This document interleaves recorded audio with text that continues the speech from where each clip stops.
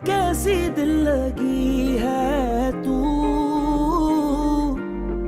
कैसी बेबसी है तू।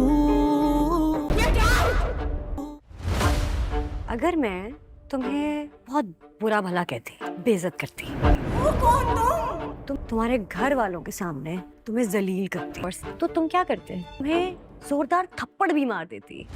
नहीं जला दोगे, लड़के में कोई बुराई नहीं है, खावर अच्छा लड़का है। डराओगे, धमकाओगे या गोली मार दोगे? देखते हैं तुम्हारे पापा क्या फैसला करते हैं। मैं फैसला कर चुका हूँ, तुम्हारी शादी खावर से होगी। आयरा और कामयार की मोहब्बत आजमाइशों, धोखे और सब्र के इम्तिहान से गुजरती हुई एक ऐसे मोड़ पर आ खड़ी होती है जहां एक फैसला पूरी जिंदगी बदल सकता है। जब आयरा को एहसास होता है कि वो वाकई कामयार से मोहब्बत करने लगी है तो वो बेचैन होकर उसे फोन करती है और फौरन अपने घर आने को कहती है।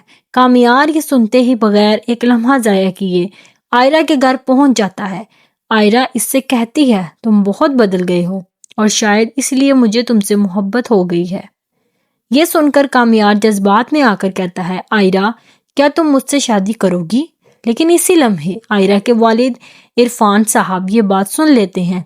गुस्से से भरी आवाज में वो कामयार से कहते हैं, तुम्हारी इतनी हिम्मत कैसे हुई कि रात के वक्त हमारे घर आ गए? कामयार साफ लफ्जों में कहता है कि वो आयरा से शादी करना चाहता है, मगर गुस्से में आकर इरफान साहब पुलिस को बुला लेते हैं। कुछ ही लम्हों में कामयार को गिरफ्तार करके जेल नंबर 10 भेज दिया जाता है।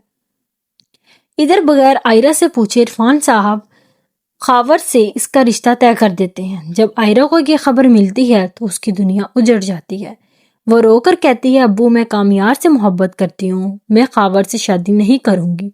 लेकिन इरफान साहब का फैसला अटल होता है, अगर तुम मुझे जिंदा देखना चाहती हो तो कल तुम्हारा निकाह खावर से होगा। अगले दिन खावर बारात लेकर पहुंच जाता है। इसी दौरान इश्तियाक जेल जाकर कामयार को सच बताता है। खबर सुनते ही कामयार टूट जाता है और अपने वालिद को फोन करके फौरन रिहाई की दरख्वास्त करता है। कुछ ही देर में कामयार जेल से आजाद होकर सीधा आयरा के घर पहुंचता है। मौलवी साहब निकाह पढ़ा रहे होते हैं। जब आयरा से कबूलियत पूछी जाती है तो ऐन उसी लम्हे कामयार की आवाज गूंजती है, आयरा ये निकाह मत करो। ये सुनकर आयरा बेहोश हो जाती है। होश में आते ही वो सबके सामने सच बोल देती है, मैं कामयार से मोहब्बत करती हूँ। ये सुनते ही खावर और उसके घर वाले बारात वापस ले जाते हैं और इरफान साहब की तबीयत बिगड़ जाती है।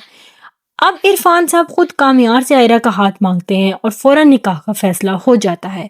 कामयार अपने वालिदैन को बुला लेता है, मगर यहाँ कहानी में एक नया मोड़ आता है। फरीहा जो दिल में हसद और नफरत पाले बैठी थी, एक जाली वीडियो बनाकर ऐन निकाह के वक्त कामयार को भेज देती है। वीडियो देखते ही कामयार का यकीन टूट जाता है। वो सबके सामने चीखकर कहता है, मुझे ये निकाह कबूल नहीं, आयरा ने मुझे धोखा दिया है। ये सुनकर आयरा के ख्वाब टूट जाते हैं। वो आंसुओं के साथ कहती है, ये वीडियो झूठी है, लेकिन मैं तुम्हें कभी माफ नहीं करूंगी क्योंकि तुमने मुझ पर यकीन नहीं किया। बाद में जब कामयार को फरीहा की साजिश का पता चलता है तो वो टूट जाता है। निदामत के साथ वो दोबारा आयरा के पास आता है, माफी मांगता है और अपनी जान लेने की धमकी भी दे देता है। आयरा कांपते हुए कहती है, मैं तुम्हें मरने नहीं दे सकती। आखिरकार मोहब्बत, जिद और किस्मत एक बार फिर आमने सामने आती है। मौलवी साहब दोबारा सवाल करते हैं, क्या आपको ये निकाह कबूल है? इस बार आयरा और कामयार एक साथ कहते हैं, हमें ये निकाह कबूल है। यूं धोखे, आंसू और आजमाइशों के बाद आयरा और कामयार की मोहब्बत निकाह के बंधन में बंध जाती है।